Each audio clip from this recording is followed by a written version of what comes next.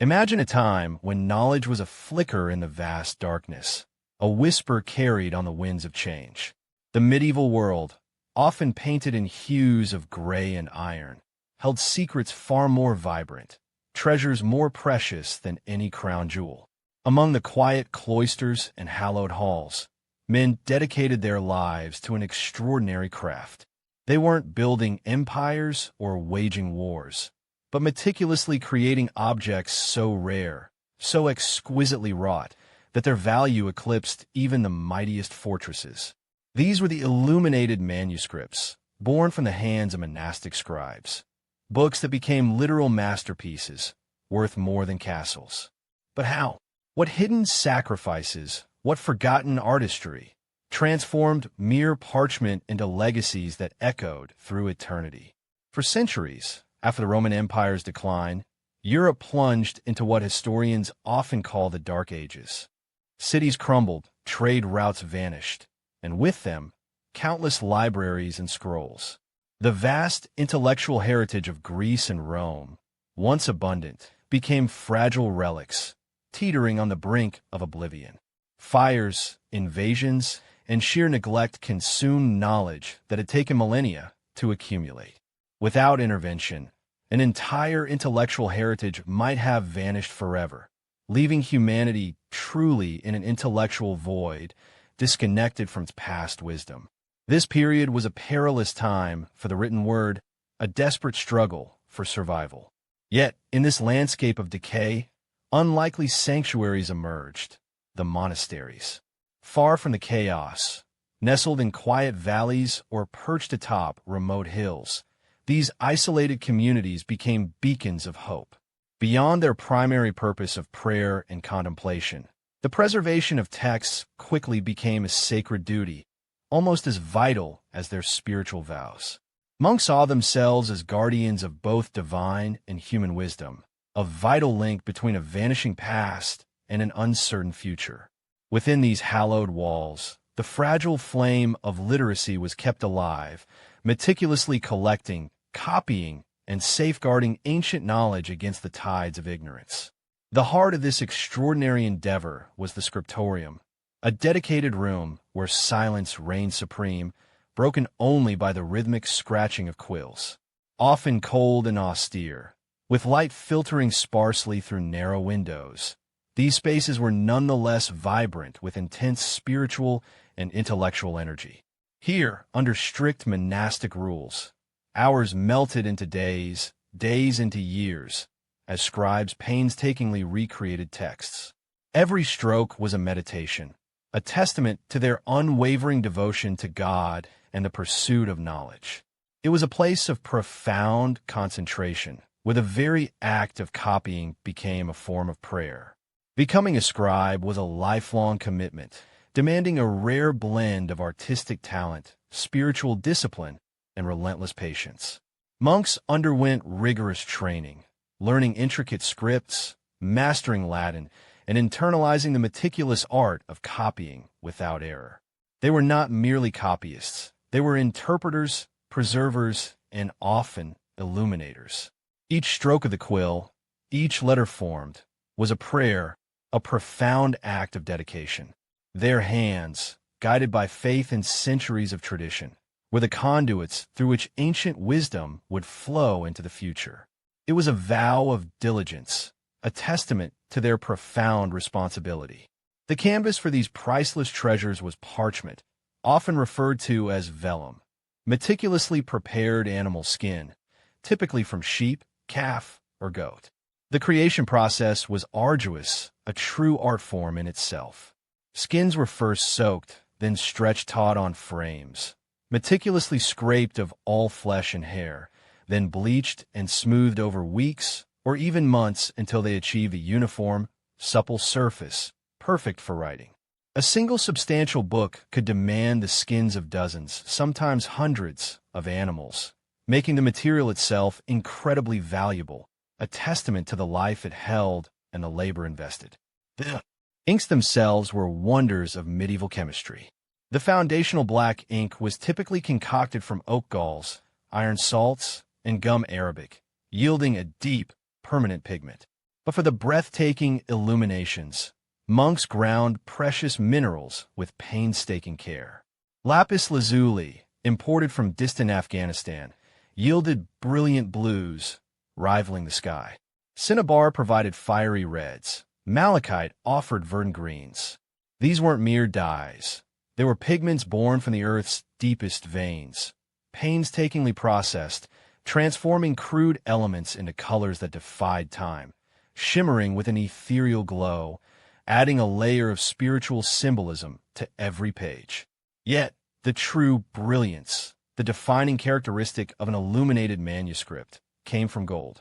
Thin sheets of hammered gold leaf, gossamer thin and incredibly delicate, were painstakingly applied to the parchment.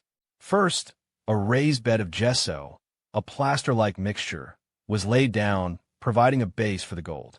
Then, with utmost precision, the gold leaf was pressed onto the sticky surface. This wasn't merely decoration.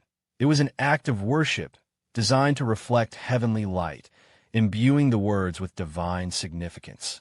The glint of gold caught the candlelight, making the pages literally come alive, a beacon of sacred beauty and spiritual wonder. The scribe's tools were deceptively simple, yet utterly essential and handled with reverence. The goose quill, sharpened to an incredibly fine point, was their primary instrument, constantly needing maintenance with a small, sharp knife. A lead stylus or a bone pointer was used with a ruler to score faint, precise lines across the parchment, ensuring perfectly straight text and even margins. Knives are not only for sharpening quills, but also for meticulously scraping away any errors on the parchment, a slow and careful process. Each tool was an extension of the scribe's focused intent, shaping words that would endure for centuries. Imagine the sheer scale of the undertaking. Copying a single, complete Bible could take one dedicated scribe over a decade of continuous work. A simple prayer book, months. Each letter, each word, each intricate border was a painstaking act of devotion. Mistakes, though rare, were meticulously corrected, sometimes by scraping the parchment clean with a knife, leaving faint but visible traces of the effort. It was a marathon of concentration, a test of physical and mental endurance, a testament to unyielding dedication. The creation of a single manuscript was a monumental feat, an act of faith against the relentless march of time. The life of a scribe was one of relentless, often painful, toil. Cold, cramped scriptoria led to aching backs, strained eyes, and deformed fingers, often permanently stained with ink. Monks would often work from dawn until dusk, sometimes through the night, their only respite the brief moments of prayer and meager meals. Their health was frequently sacrificed for their art and their duty. This wasn't merely a job. It was a profound act of devotion, a sacrifice of body and spirit. In an age where books were truly handmade, each one embodying the pain and persistence of its creator, their suffering etched into every line. Once the copying and decorating were complete, the loose quires of parchment were carefully gathered and prepared for binding. Sturdy wooden boards, often crafted from oak, formed the foundation, meticulously planed and cut to size. These boards were then covered in rich, tanned leather, sometimes dyed in vibrant colors, painstakingly stitched and tooled. Metal clasps, often intricate and ornate, were added to keep the precious content secure, preventing the delicate parchment from warping. Some lavish bindings even incorporated jewels, ivory carvings, or precious metals. This final stage transformed the pages into a physical fortress, safeguarding the intellectual and spiritual riches within from the ravages of time and wear.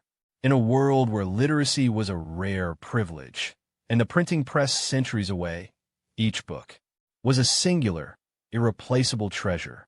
These manuscripts contained not just religious wisdom, but also laws, philosophical treatises, scientific observations, and medical knowledge, the accumulated understanding of generations. A well-crafted manuscript wasn't just text. It was a portable library, a living history, a direct connection to the divine, and a window to the past. Its value was both practical, for education and governance, and profoundly symbolic, representing light in an age of shadows. It was the very embodiment of intellectual and spiritual wealth. These magnificent books were not just for monastic study.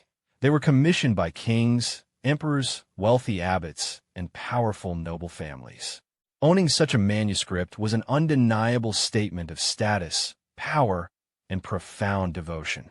A lavishly illuminated Bible or Book of Hours served as a potent symbol of wealth and influence, a tangible demonstration of divine favor and worldly authority. They were exchanged as diplomatic gifts between rulers, used as instruments of prestige, and served as public declarations of piety, often displayed in churches or royal courts. Each manuscript was a testament to the immense resources and patronage behind its creation, reinforcing the status of its owner. Consider the audacious claim, a book worth more than a castle. A castle, a towering symbol of feudal power built of stone and iron, housing armies and protecting lands, its value intrinsically tied to its physical location. Yet, a single exceptionally elaborate manuscript, like the Lindisfarne Gospels or the Book of Kells, could indeed command a ransom equivalent to several large estates, perhaps even a smaller, less strategic castle. Its portability, its unique knowledge, its unparalleled artistry, and the sheer cost of materials and labor made it a truly global, enduring asset, far exceeding the localized value of any fortress. It was a condensed form of wealth, wisdom, and beauty, transportable across kingdoms.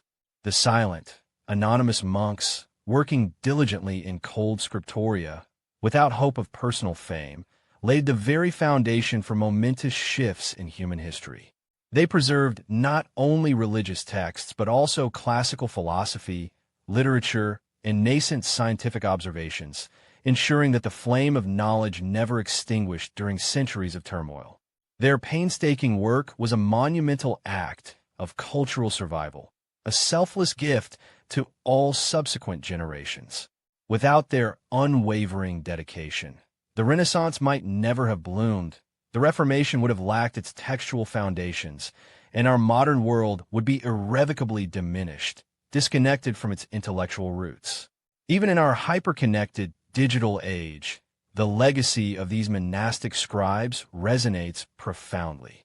Every book we read, every piece of knowledge we access, owes an immense, unpayable debt to their meticulous, almost superhuman efforts. They remind us that true value isn't just in material wealth or transient power, but in the enduring power of ideas, carefully recorded, beautifully presented, and tirelessly preserved across centuries. These books, once worth more than castles, stand as eternal monuments to human dedication, foresight, and the unyielding belief in the transformative power of the written word. They are whispers from the past, echoing into our present, guiding our future. From the ashes of empires, in the quiet sanctity of monasteries, a miracle unfolded. Medieval monks, with ink-stained hands and unwavering faith, created not just books, but enduring monuments to human knowledge and devotion. These weren't mere objects. They were vessels of wisdom, meticulously crafted, exquisitely adorned, and infused with a value that transcended kingdoms and outlasted fortresses. Their sacrifice illuminates our history, reminding us that true treasure often lies not in stone and gold, but in the delicate pages where the whispers of the past find their eternal voice. The books they created are not just relics. They're testaments to the human spirit's relentless quest for understanding, a legacy worth far more than any castle, standing strong through the ages.